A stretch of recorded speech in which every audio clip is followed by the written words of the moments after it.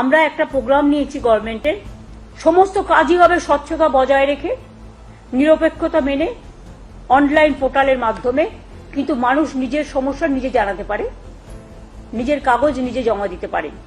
আমরা যেটা বলতে চাই যে আমাদের অফিসাররা তাদের সাথে আলোচনা করবেন, তিনটে বুথ নিয়ে একদিন করে ক্যাম্প হবে পাড়ায় পাড়ায়।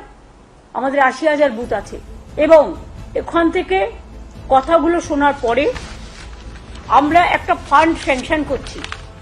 এত সমস্যার মধ্যেও একটা বুথের জন্য আমরা এর জন্য ছোট ছোট কাজ করার জন্য 10 লক্ষ টাকা করে স্যাংশন করব। তার মানে এখানে প্রায় ৮,০০০ কোটি টাকার উপর সরকারের খরচা হবে।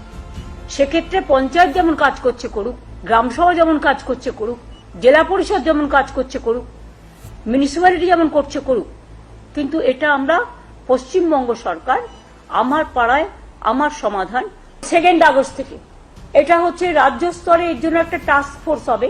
তার দায়িত্বে থাকবেন চিফ সেক্রেটারি নিজেই, ফাইন্যান্স সেক্রেটারি ও অন্যান্য দপ্তরের ইম্পর্টেন্ট যারা এইসব কাজ রিলেটেড তাদের নিয়ে চিফ সেক্রেটারি মাথায় থেকে একটা টাস্ক ফোর্স তৈরি করবেন যারা এটাকে মনিটরিং করবে।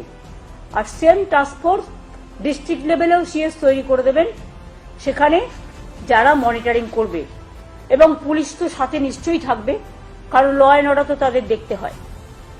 আমরা এই জন্যই প্রোগ্রামটা করছি যে ছোট সমস্যাও কিন্তু অনেক সময় মানুষ খুশি হয়, তাদের কথা কেউ শুনছে, ওপর থেকে নয় নিচ থেকে মানুষের কথা শোনা।